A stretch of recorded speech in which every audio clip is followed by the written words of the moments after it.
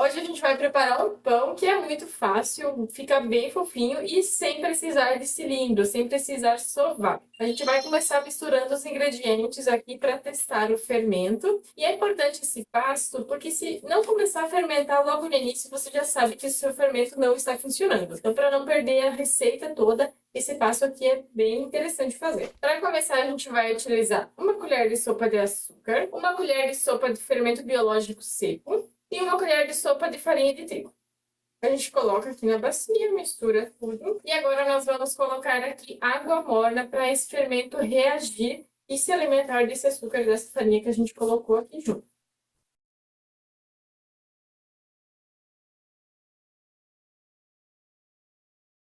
Essa água ela tem que estar morna, ela não pode estar muito quente, pois ela mata o fermento e também, se ela estiver em temperatura ambiente, ela vai demorar um pouquinho mais para reagir. Então, o ideal, se você conseguir colocar o dedo dentro e deixar, tá ideal.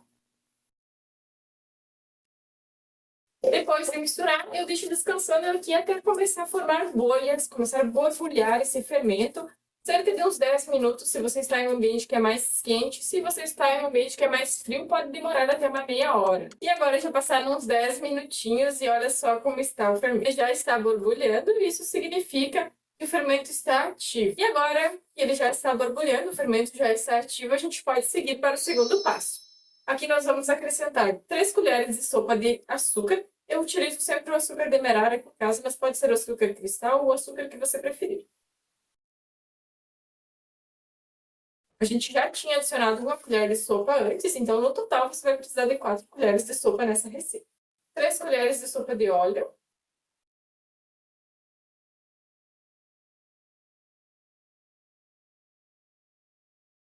E muito importante, antes de adicionar o sal, a gente vai colocar um pouco de farinha para que o sal não fique diretamente em contato com o fermento, pois se ele entrar em contato direto com o fermento, se a gente jogar todo esse sal aqui dentro agora, a gente mata o fermento e ele não vai crescer o pão depois. Para que esse pão tenha um bom resultado no final, é importante utilizar uma farinha de qualidade e preferencialmente uma que seja especial para pães. Eu utilizo essa daqui, que é da Orquídea, especial para pães. Eu gosto bastante dela, a massa fica bem branquinha, o pão fica bem fofinho, sem muito esforço, que é o que a gente vai fazer aqui hoje. Eu adicionei aqui umas 2 xícaras de farinha. Agora eu vou colocar meia colher de sopa de sal. E a farinha, ela não tem uma quantidade muito exata, depende da umidade dela. Então a gente vai adicionando até ficar uma massa que desgrude das mãos. Quando começar a ficar difícil de misturar com a espátula, a gente vai utilizar as mãos para agregar bem essa farinha. Então aqui já está ficando mais difícil, eu vou deixar a espátula de lado e vou sovar com a mão. Eu gosto de ir pegando sempre na parte de baixo, e ir puxando para cima essa farinha para ir colocando aqui no centro. Quando toda a farinha já estiver se incorporada na massa, ela está grudando levemente na mão, tá? Mas ela não está saindo muito. A gente vai deixar ela descansando até dobrar de volume, tá? Essa parte aqui é importante você fazer na mão mesmo para agregar toda a farinha na massa. Eu vou cobrir com pano, já descansando até dobrar de volume. Após uns 30 minutinhos, olha só como já está essa massa.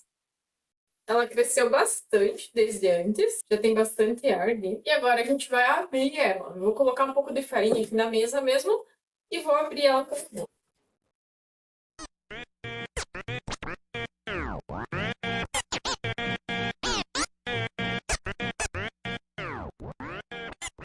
Eu gosto de estar ainda abrindo ela no formato retangular, porque depois fica mais fácil para a gente ir dobrando e moldando os pães. Uma coisa bem importante, se você perceber, é que com pouco manuseio que a gente fez aqui com o rolo, a massa já está bem lisinha. E isso é por conta da farinha de qualidade. Se você utilizar uma farinha que não é tão boa, não importa o quanto você fique passando o rolo, dobrando, ela sempre vai ficar com os grumos. Então aqui ela já está bem lisinha.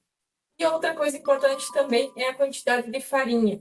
Utilizar só até a massa começar a desgrudar das mãos. Se você utilizar muito, vai ficar bem difícil de você abrir com o rolo. Eu dobrei aqui umas 4 vezes e fui abrindo com o rolo. E agora a gente vai deixando nesse formato mais comprido que a gente vai enrolar. Então, essas partes que a gente tem essa dobradura, que tá mais fininha, a gente deixa pela parte de dentro, que vai ficar no meio do pão. Então, a parte de fora não vai ter interferência. Aqui na pontinha a gente vai puxando, vai apertando bem.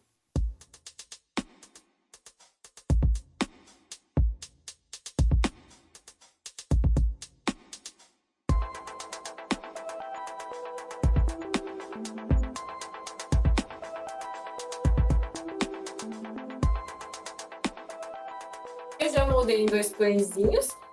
Sempre deixa um pouquinho de espaço entre eles, porque eles vão crescer, né? E, na verdade, o formato você faz da forma que preferir. Eu sempre faço desse tamanho, mais ou menos, porque eu gosto de cortar ele em fatias para durar na frigideira depois. A gente vai colocar um pano por cima e deixar ele dobrar de volume antes de assar.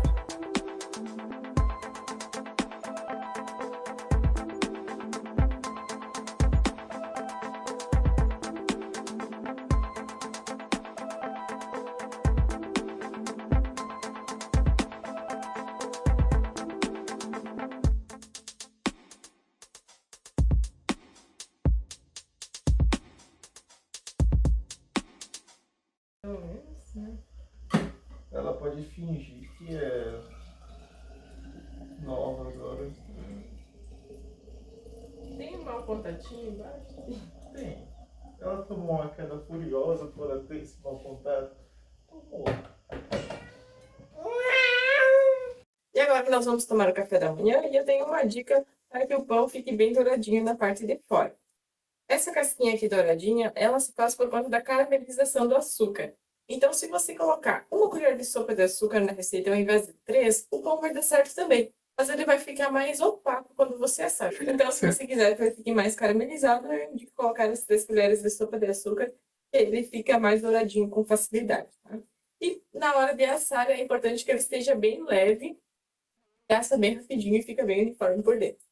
E se você gostou desse vídeo, se inscreva aqui no canal e deixe seu like, compartilhe com seus amigos e com a sua família. Até a próxima!